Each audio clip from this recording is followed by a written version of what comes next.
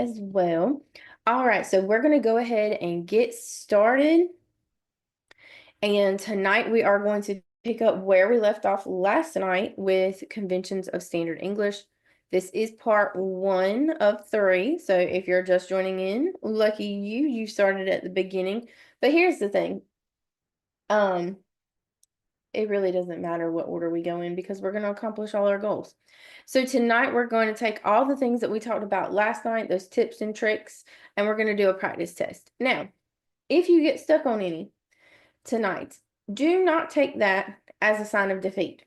Okay? The reason I say that is because this section, especially the one we're going to start off with, is all about trick wording with the questions. I'm not even going to lie to you. Okay? So I do see where a lot of students will get some wrong initially. We'll talk about it, and then they have the aha moment. They're like, oh man, now I see it. So we're going to try our best. We're going to see what we can do.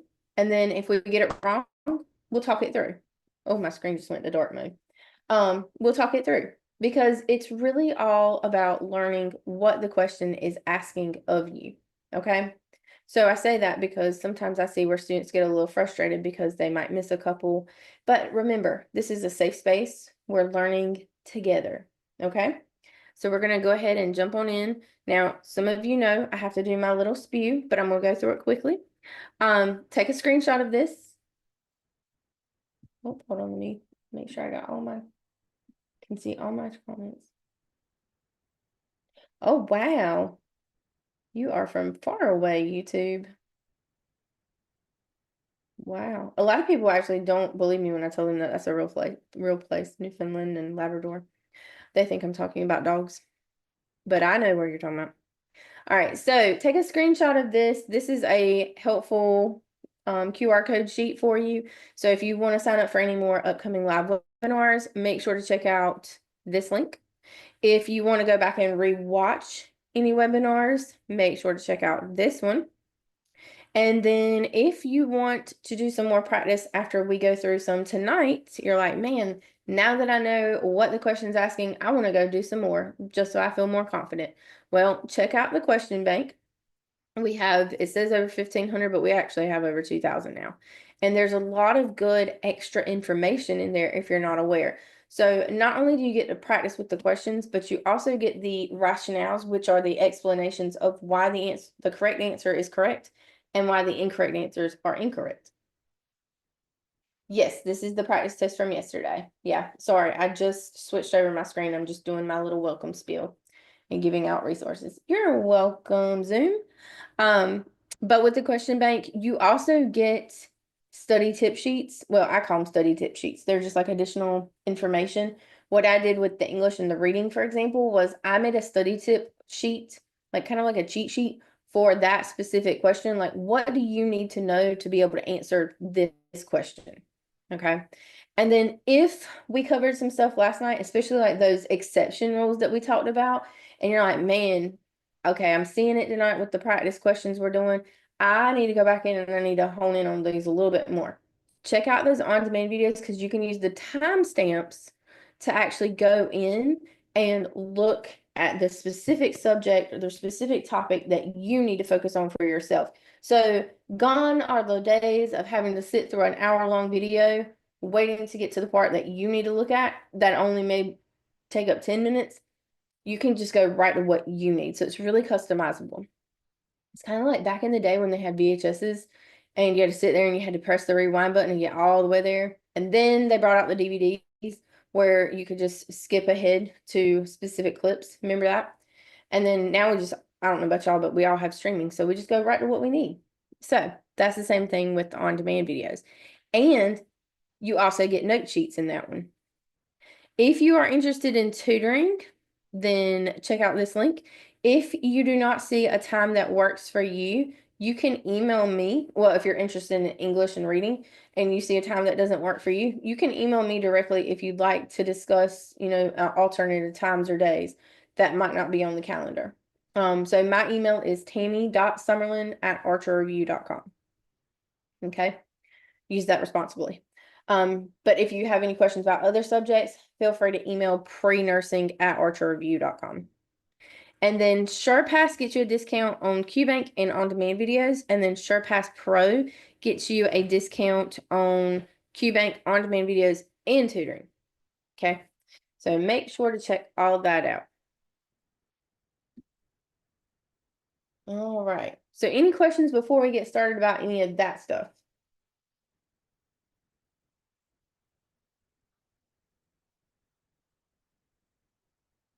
And it's really actually so easy to use. Let me just take a second because I haven't done it in a while. I haven't showed you guys.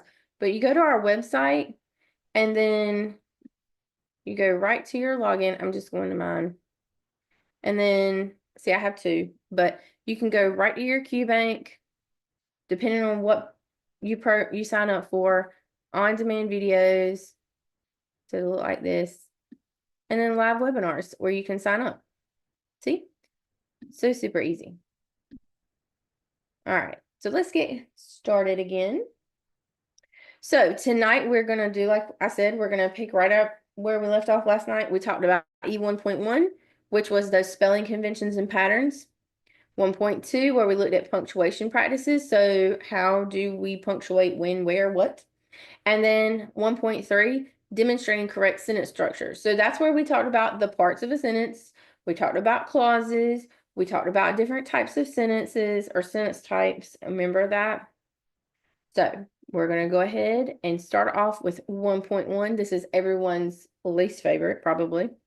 And do some practice questions. All right. So now I usually, with this section, I try to put at least 2, if not 3 questions on the screen. So I'm going to set a timer for 50 seconds for this first one, just so you can kind of get in the groove of it. Give me your answers for both, and then we'll talk about the correct answers after we run out of time. Okay? All right, so I'm setting the timer for 50 seconds starting now.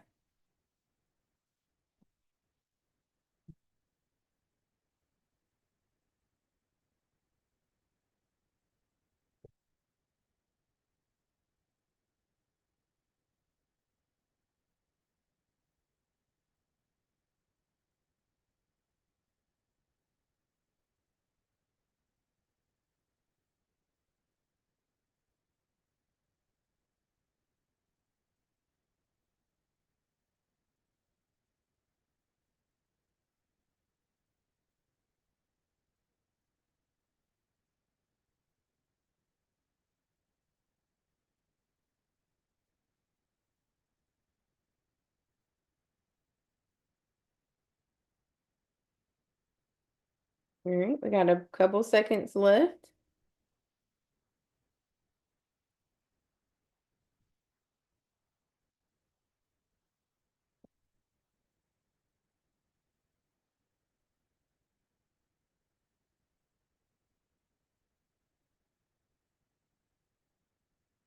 All right, there's our timer. Let's take a look at them. So with the first one, which of the following are spelled correctly, showing an exception to a spelling rule? So you see that second part right there? Make sure that you're paying attention to that, okay? So for number 1, the correct answer is A and C. Good job, everyone. Now, the reason why, let's just talk through just because we're starting out, okay?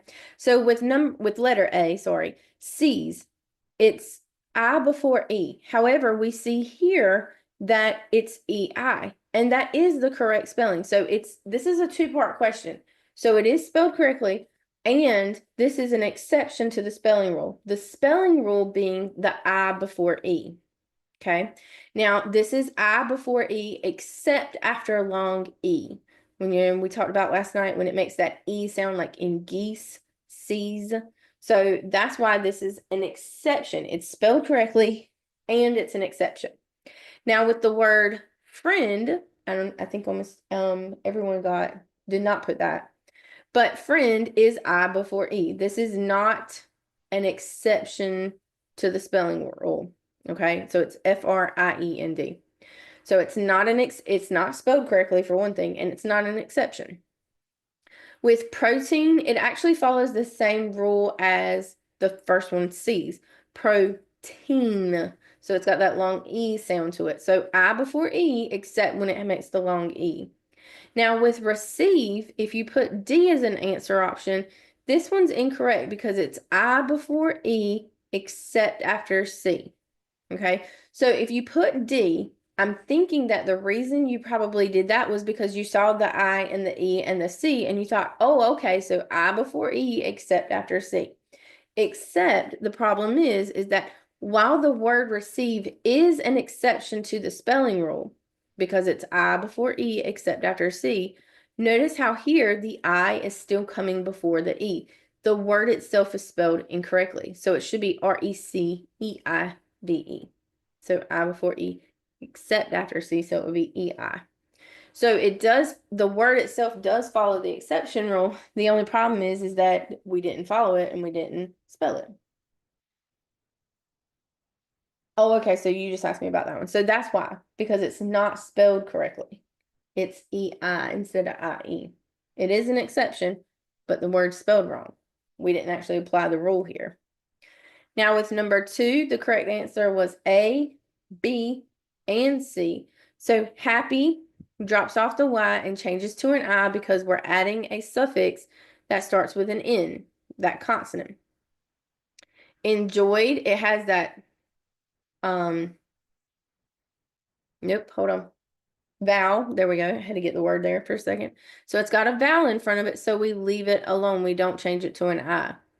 Carry has that consonant in front of it, so we change it to an I. Cry has a consonant in front of it, so we should have changed it to an I, so that's why D is not correct for number 2. So it didn't apply the Y to I rule correctly for D. All right, any questions on those?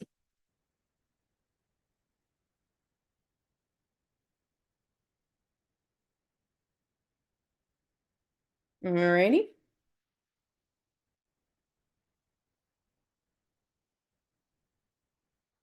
All right, everybody seems to be good. No other questions? I think I answered everybody's question. All right, let's take a look at the next set of questions. So this one, there's 3 on the page. I'm going to set a timer for 1:15, and then we'll come back and check. If I see that you're still needing a little bit of time, obviously we can do that, but let's try to work under a timer. All right, ready, set, and go.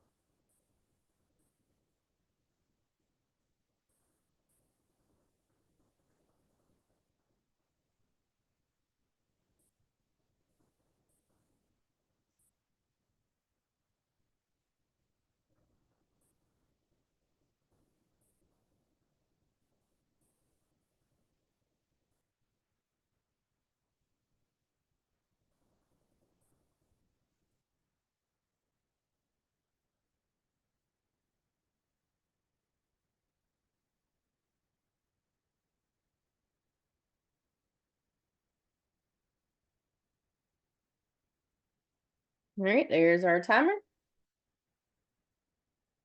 Looks like everybody's, I think, got all their answers in. All right, so the correct answers are number 3 is B, elf to elves is the correct one. 4, which of the following words correctly follows the spelling rule to drop the final E? And then that's B. And then 5, that one actually has 2. I'm sorry, that one I should have put select all that apply. So 5 was A and B. So weird I before E, except when it makes the sound. And same thing with hair, with air, there we go. I about said hair, but it's air. So when it makes that air sound, it's I before E, except when it makes the air sound. So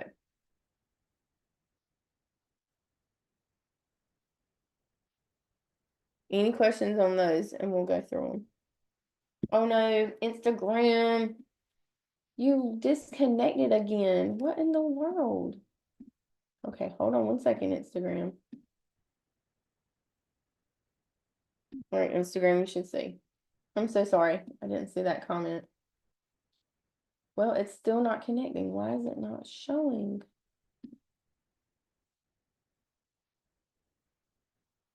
It was showing a second ago.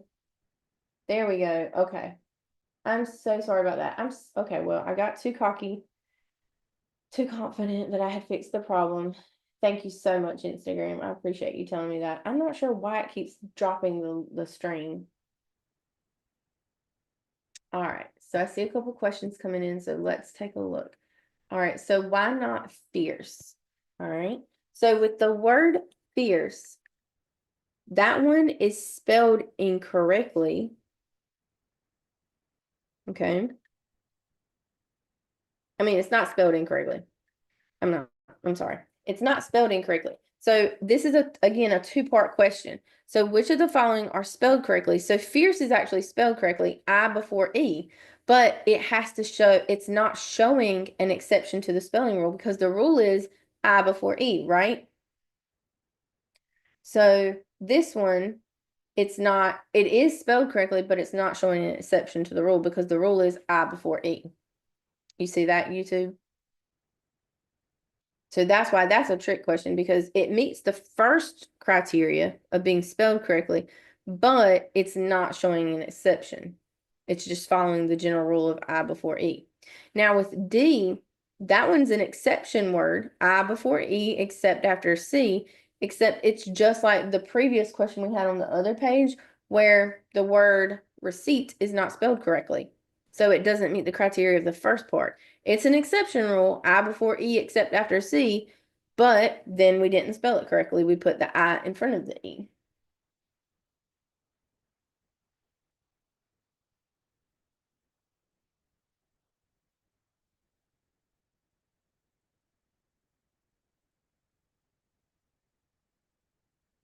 Did that help?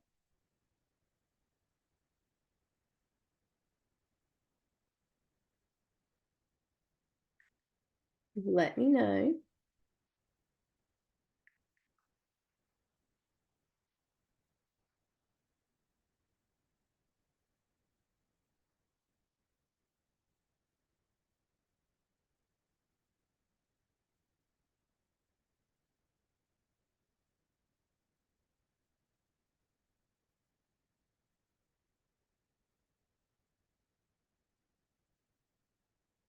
Okay, so someone asked, why is 4A wrong? So acknowledgement, it doesn't drop the E, and that one should drop the E.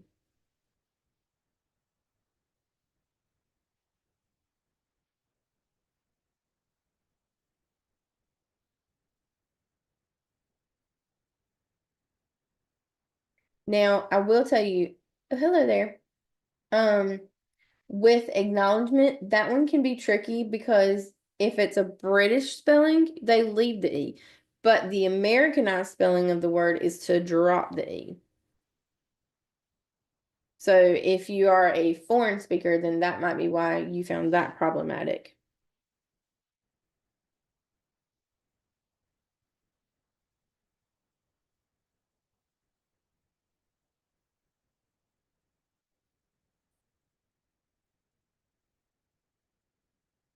And that's one of those exceptions.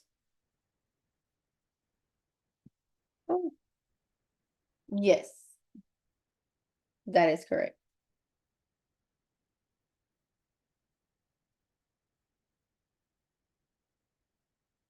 All right. Any other questions? Let me keep an eye on YouTube. I mean, not YouTube, Instagram, since it keeps disconnecting. All right, let's take a look at the next one. So we got 3 questions here, a couple select all that apply.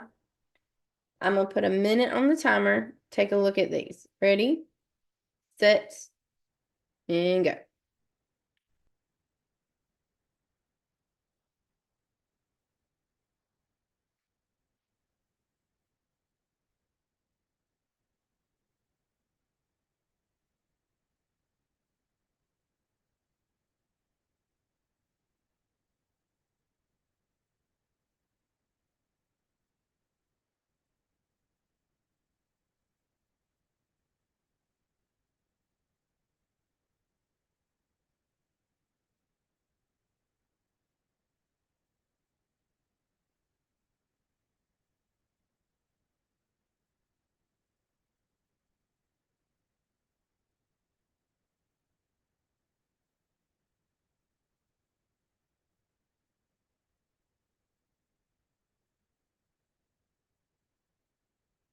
All right, just a few seconds left.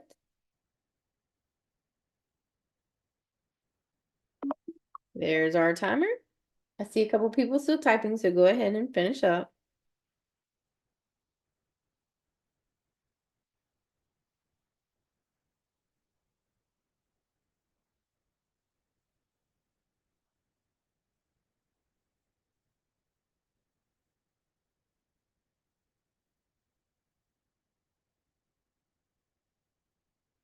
All right, let's take a look. The correct answers, well, it did not. What happened to my answers? All right, well, let me fix that while we're doing it. All right, so for this one, the number one is which of the following uses the I before E rule correctly? So I before E rule correctly. This means that it's open to just following the general rule, and you have to be careful because these can often be written as following the exception rules as well. So, number one, the correct answers are well, let's go through them. So since I don't have it written down. So A, deity is spelled incorrectly. It should be E-I-D-A-T because it's got that long E. Now, priest is spelled correctly, I before E. So B is correct. And then brief, that one is spelled correctly as well. So C is the correct answer. And then feisty is actually spelled incorrectly. It's an exception to the rule I before E. And so this one's spelled incorrectly. Oh, I'm sorry. I'm trying to highlight the answers as we go. See if I can zoom in while I do it. All right, so which of the following is an exception rule to dropping the final E? So if you got this one wrong, the correct answer is an exception. It would be, oops, agreeing. Here's what I do with the dropping the E. Number two should be C. Okay. A, bake. I like to add ing to the end of the word when we're trying to figure out the dropping the E rule because that's the easiest one to check it. So baking, we would drop the E off. Liking, we would drop the E off. Agreeing, we would not drop the E off. So it's an exception to dropping the final E because it's got that double E on the end and got two vowels. Hope, hoping, we would drop the E off. So C is the correct answer. It's the exception to the rule. It ends in an E, but we don't drop it. Now with number three, which of the following are spelled correctly, and it has to show an exception. So this one's two parts. So remember, weird, that one's spelled correctly. Okay. Now, awesome, that one's also spelled correctly, and it doesn't drop the E off. But timely, that one's not spelled correctly because it should retain the E.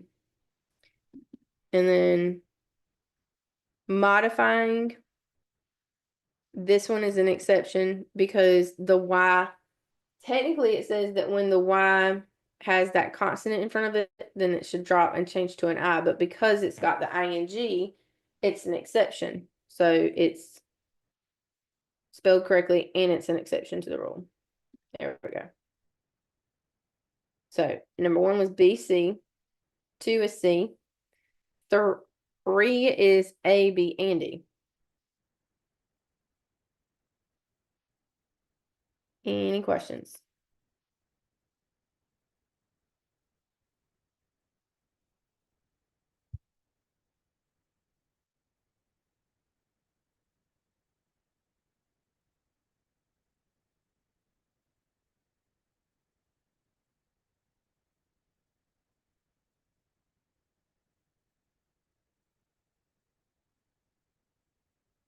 All right, no questions. So let's go on to the next one.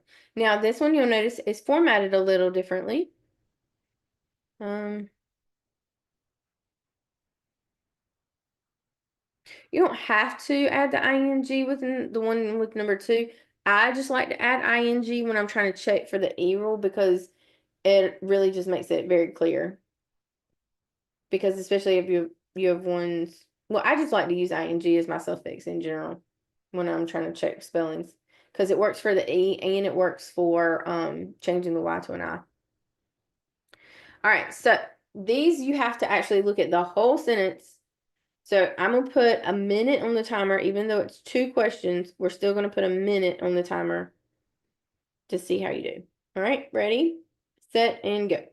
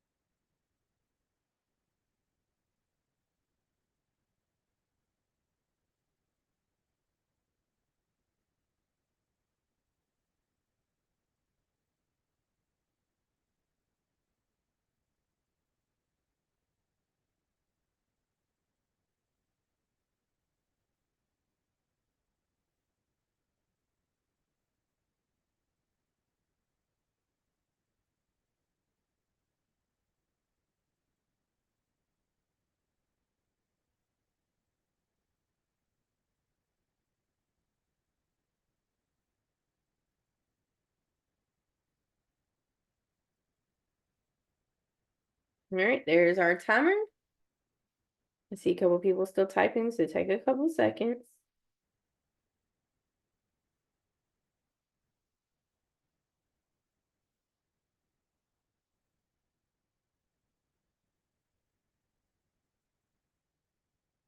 All right, so number 1 was A, peace should be peace, I-E. Number 2, recipe should be recipe, R-E-C-I-P-E.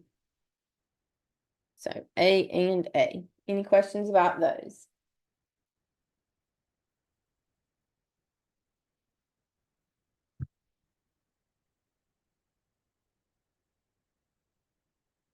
All right, let's take a look at this one. So we got 3 questions here. So I'm gonna set a timer for about 45 seconds just to see how we do with it, and then we'll come back and check them. Ready?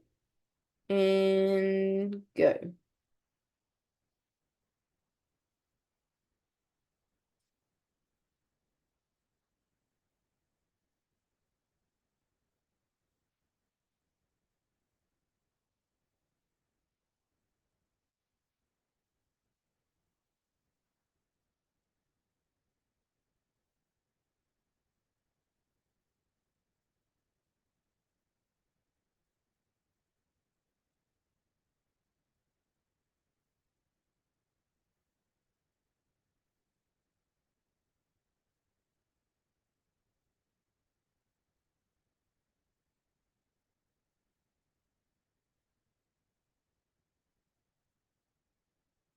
All right, there's our timer. So for number 3, the correct answer is A, B, and D. Number 4 was B, C, and D. And number 5 was C, ceiling.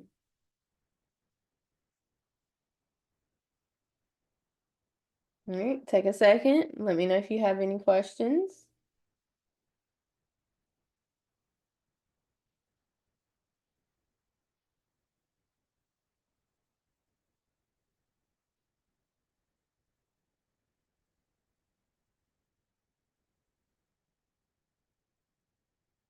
It does, but that's a trick question. It's just one answer. Because thief is spelled incorrectly. Siege is oh wait. No. I'm sorry. Number 5 should have been B. It's B and C. Let me update that. I don't think all my bolding. The reason being is that with 5, thief is EI because it's I before E, except when it has that long E, thief, thief. And then siege, same thing, I before E, except when it has that long E. Ceiling is I before E, except after C. So when you have the question worded like this, which of the following uses the I before E rule correctly? This is where you have to be careful because with the other ones, it tells you that it directly states in the question to look out for that I before E, and it has to follow an exception rule. When it's worded like this, it can be open to any of them. So this is where you have to just be wide, it's wide open. So ceiling, I before E, except after that C. And then height is spelled incorrectly.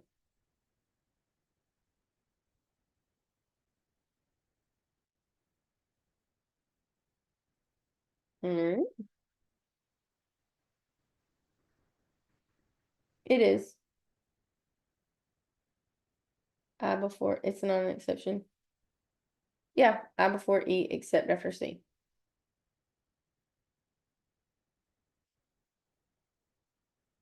All right, any other questions on that section?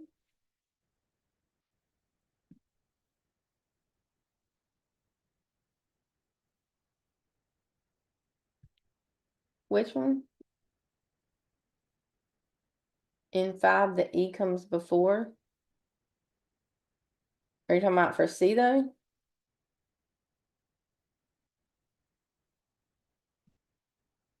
For ceiling?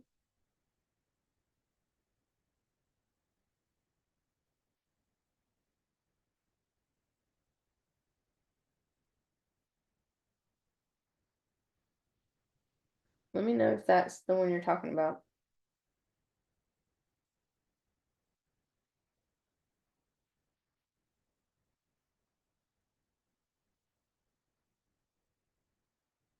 No, but so C is an exception. I before E, except when it comes after C. So the E has to come. So ceiling is CEILING. I before E, except after C. So it's CEILING. So it follows the rule. It's just following the exception rule. And like I said, with this one, it is wide open to any of those. A is spelled incorrectly because it should be spelled THEI, right? Wait, no. Oh, now hold on. I'm getting confused in my questions.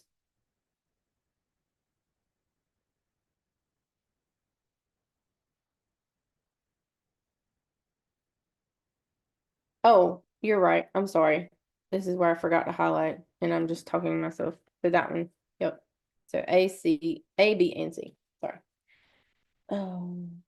This is where I get mixed up in comment sections. Okay, so A, B, and C. Now with cries, can we say cries? Yes, you can say cries. IES. That's right.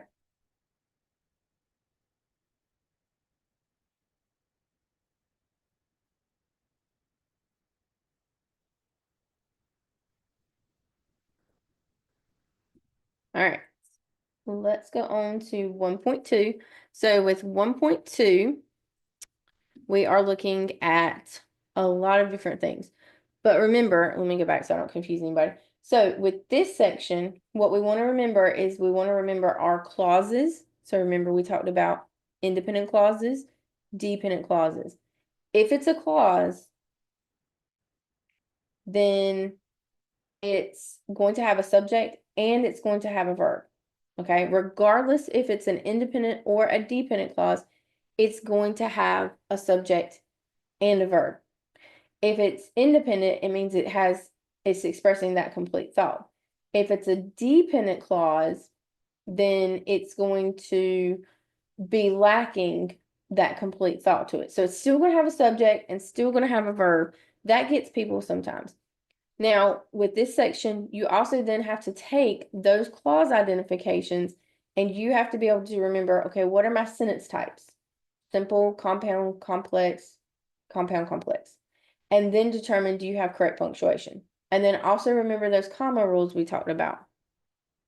All right. So let's just dive right on in and take a look. Now read through them carefully and try to find your clauses. I know I shouldn't tell you this before we start practicing. I should just, let you go at it. But just in all fair warning, try to identify your clauses because that'll make a big difference. Okay. All right. So these are a little bit lengthier and you're going to have to do a little bit of, checking of things. So I'm going to put a timer on for 1:20 just for this first one to see how we're doing with it. Okay. Ready, set, and go.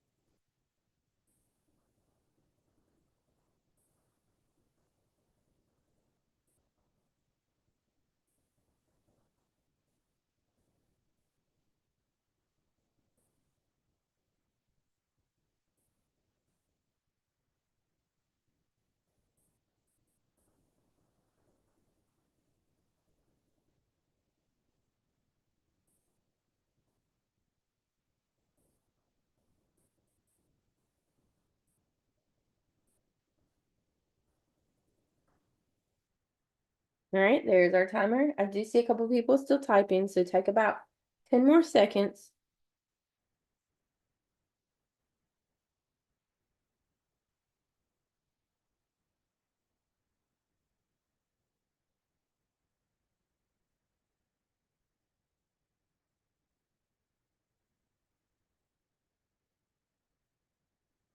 All right, let's go through. So this one, the correct answer is C. And for number one, and number two is B.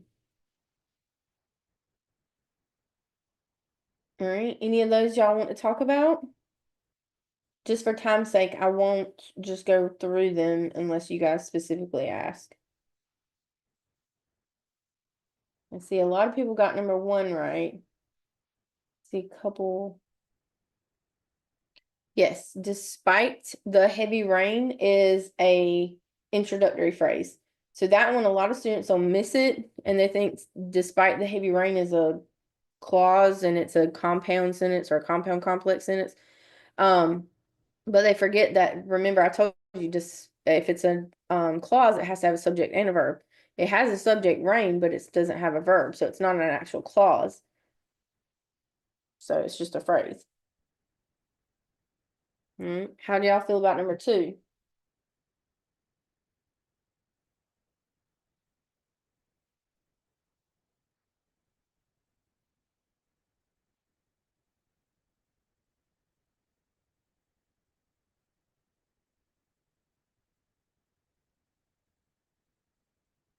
Great. I don't see anybody asking. Well, just to be on the safe side, compound complex. So after he went to the store, dependent clause. He bought some milk, independent clause. He returned home, independent clause. So you got two independent and one dependent. Although she wanted to go to the beach, but it was raining heavily. So you've got, although she wanted to go to the beach, a dependent clause, it was raining heavily, an independent clause, and then you use the conjunction to connect the two. You can't do that. And we're looking for a compound sentence, so it means it needs to be two independent clauses only, not an independent and a dependent. So that's why number 1A would not be correct. All right. Let's take a look at this one. I'm going to put about 45 seconds on the timer. See how you do with this one. Ready, set, and go.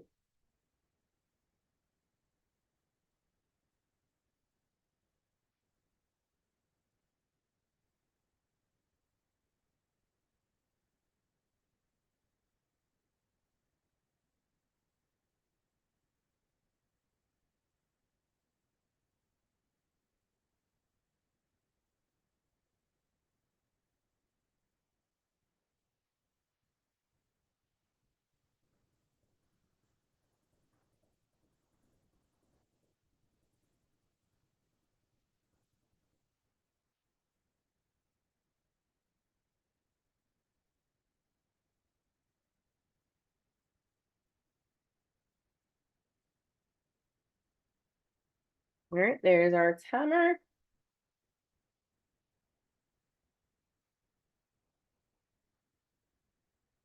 All right, so the number one was C.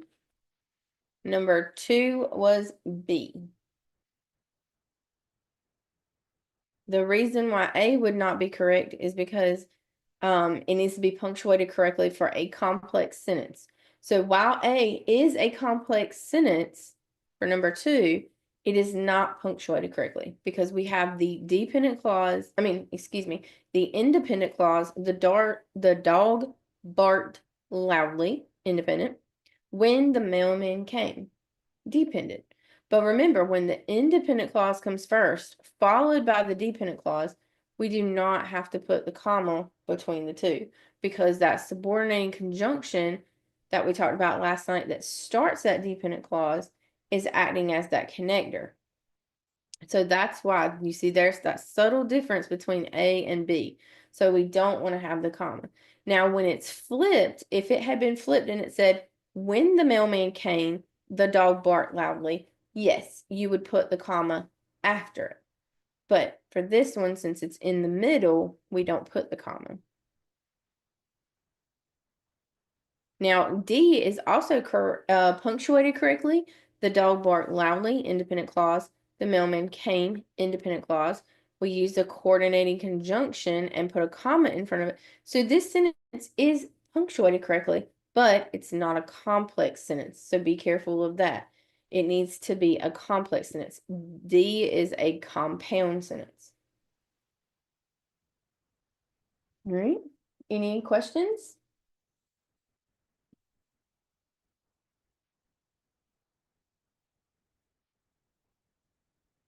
All right, let's take a look at these. So there's quite a few of them, but I'm gonna put 50 seconds on the timer and we'll see how you do with them. Ready, set, and go.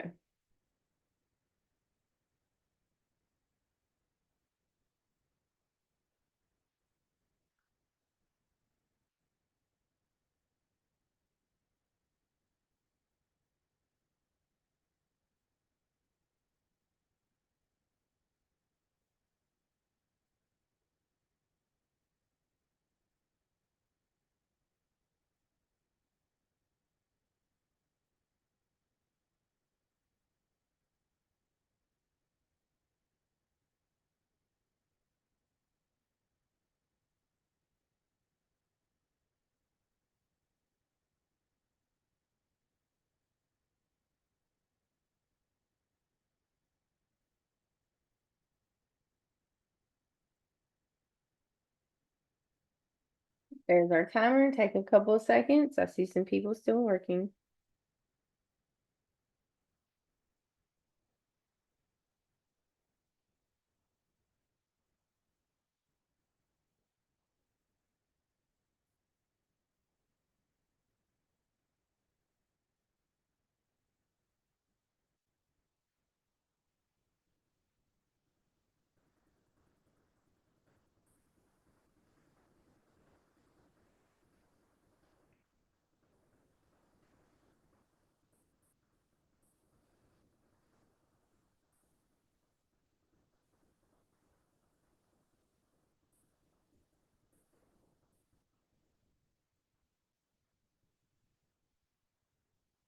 All right, I think everybody's done now. The correct answer is number one, A. Remember, this is talking about those adjectives we briefly touched on last night. So we have bright, young, and ambitious being used to describe students. So we need to separate those with commas on after each one. So with number two, the correct answer is A. Before leaving for vacation, comma, make sure to lock the doors, comma, turn off the lights, comma, and set the alarm. Okay. And then three is C. This one can be kind of tricky for people because of the quotations.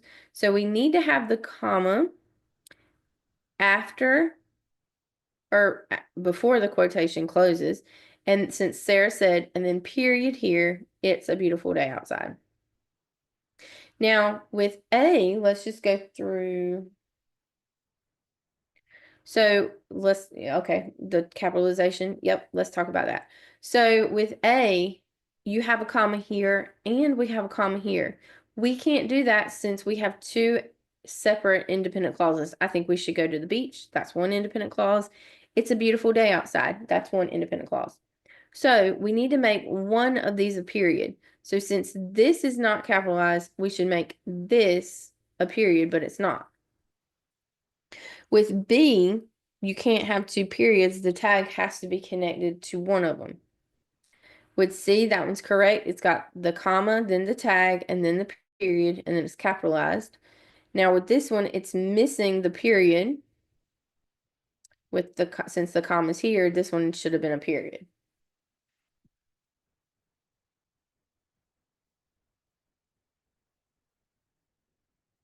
All right.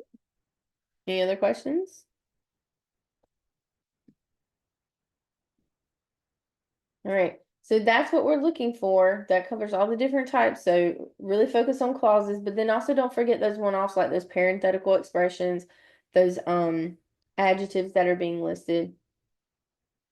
Yes, they can be on either side. You just only would use one of each.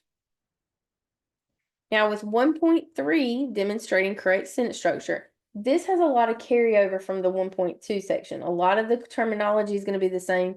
They're just going to ask the questions a little differently. Okay?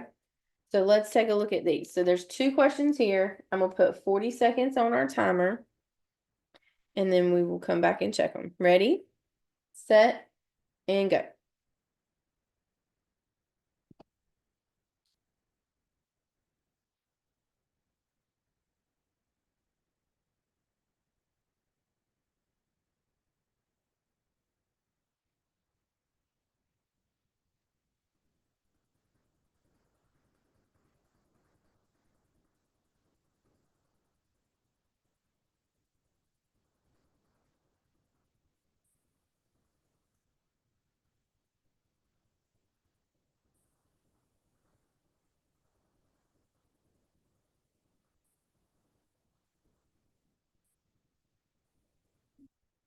All right, there's our timer.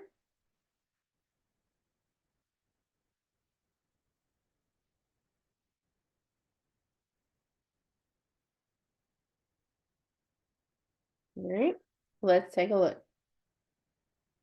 Number one is a musician, that's the subject. Number two, which of the following is a dependent clause? Although she was tired. B. So number one was A and two is B. Any questions on those? So dependent clause. A, the students completed their assignments. That would be an independent clause because it's got a subject, a verb, and a complete thought. B, although she was tired, it has a subject because remember, clauses, independent and dependent clauses will both have subjects and verbs. But although she was tired, what? Did she go to bed? Did she need some coffee? What? We don't know. We don't have that complete thought. C, they celebrated after the game. That's a complete thought. It's an independent clause. And D, while it doesn't look like it, it's actually an independent clause as well. Talented. Yes, that's an adjective.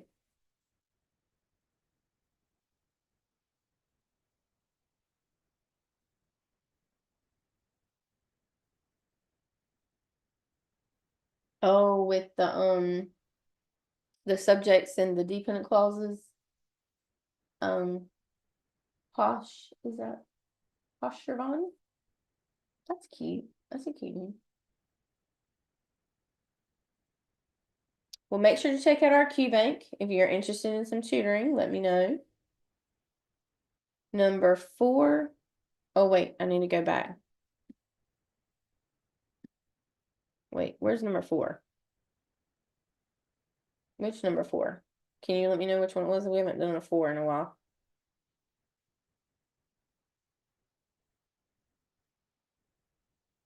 Alrighty. All right, let's try this one. So number 3 and 4 here, I'm gonna put 40 seconds on the timer. Let's see how you do. Ready, set, and go.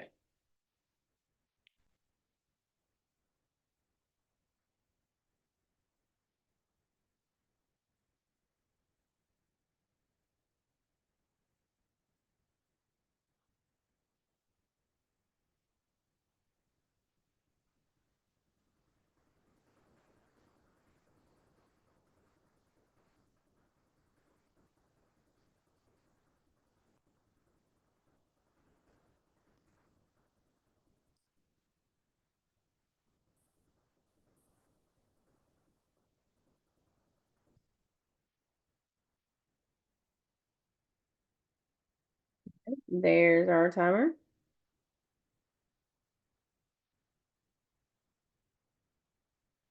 Let's take a look. So the correct answer for number 3 was A, compound sentence. So we're looking for 2 independent clauses. She packed her bags, independent clause. She left for the airport, independent clause. B is just a simple sentence. C is a complex sentence because it was raining as a dependent clause. So that automatically rules it out. D, he worked on his project all evening. That is just a simple sentence. Number 4, B, which is a complex. So since she loves reading, that's a dependent clause. She spends hours at the library, independent clause. So number 3 is A and 4 is B.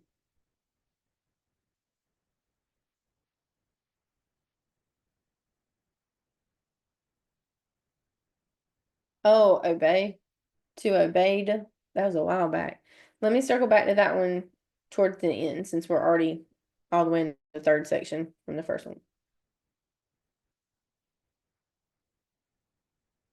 So for number 4, C is actually,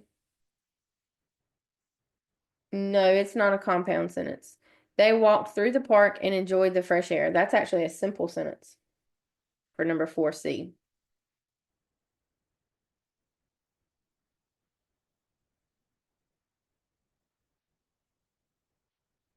Any other questions on this? All right. Let's 4D, the students and teachers. Yes, that's simple too.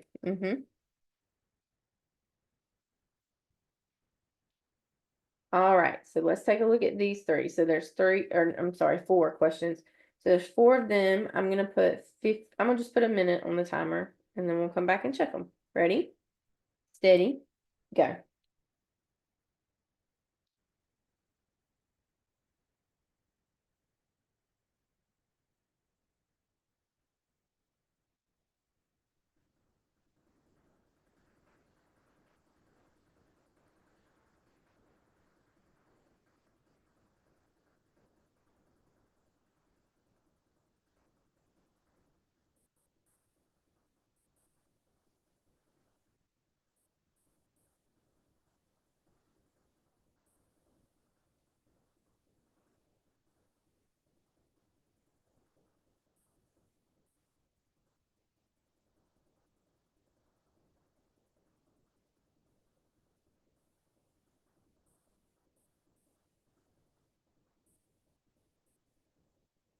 All right, just a couple more seconds.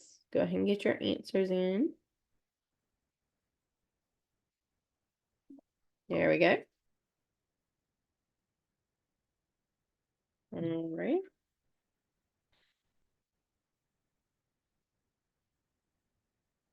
Did you on YouTube, Khadija, is that how you say it?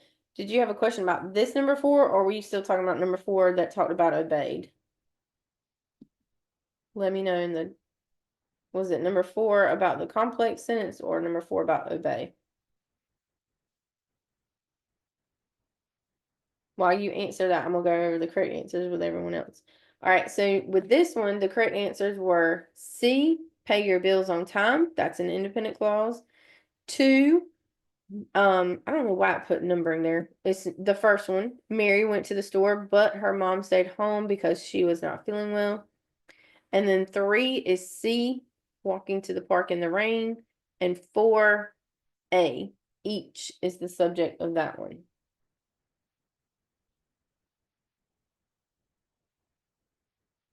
Yep, that's an independent clause. Instagram. Pay your bills on time. It doesn't look like it because it has that understood subject of you, and that's what makes it a trick question. Why not to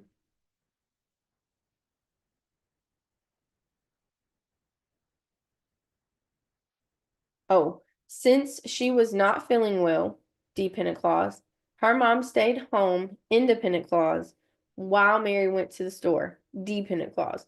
So remember, with a compound complex sentence, you have to have 2 independent clauses and at least 1 dependent clause. This one has 2 dependent clauses and only 1 independent clause. We had to have at least 1 more independent clause for that one. So it didn't make a compound complex sentence.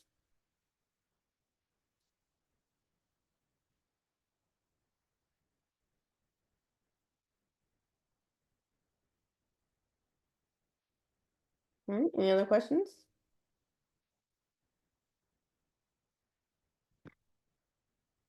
All right, so someone had a question. We're gonna hold on.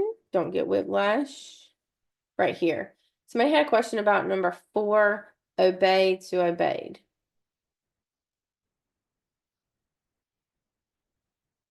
Select all that apply.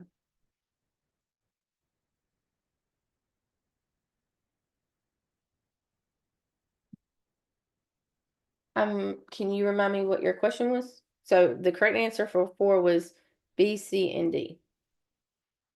So obey to obeyed, that's the correct spelling. You wouldn't drop that Y off because of the vowel E in front of it.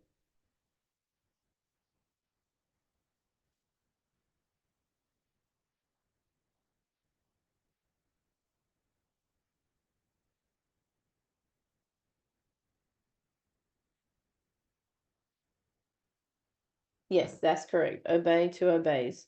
You just add the S on it. That's right.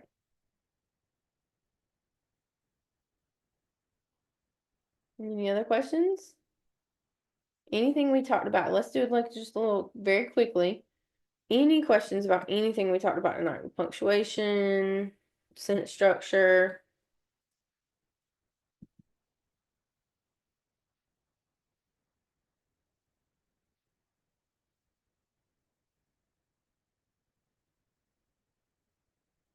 Well, all right then. So I think we got everybody's questions. All right, so that's it for tonight. Next week we'll be back. Is there a cheat sheet to remember? Yes, there is a cheat sheet. There's one in the Q Bank, and then there's also one, I think there's one there's a notes handout, I know, in the on-demand videos. But I don't have one for tonight because it's included in those areas. So yeah, if you have the Q Bank or the on-demand videos, they're located in there. Yep. You're welcome. All right. Well, we only lost streaming with Instagram once tonight. I'm going to take that as a win, but we're going to still keep working on that. You guys, it has been a pleasure. I'm so happy that we could spend our Thursday together.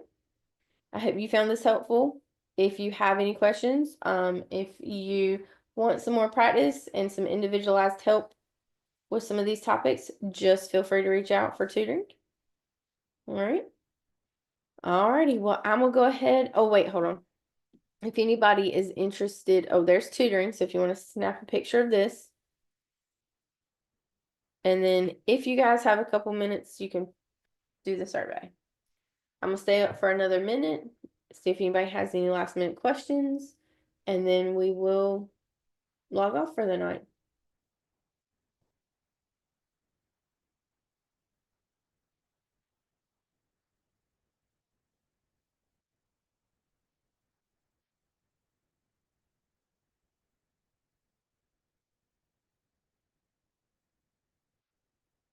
Can we use a preposition at the beginning of a sentence? You sure can. Oftentimes it'll be considered an introductory phrase.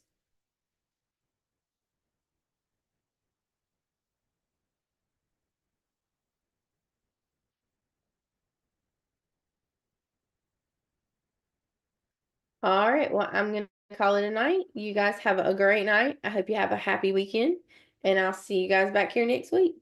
Bye.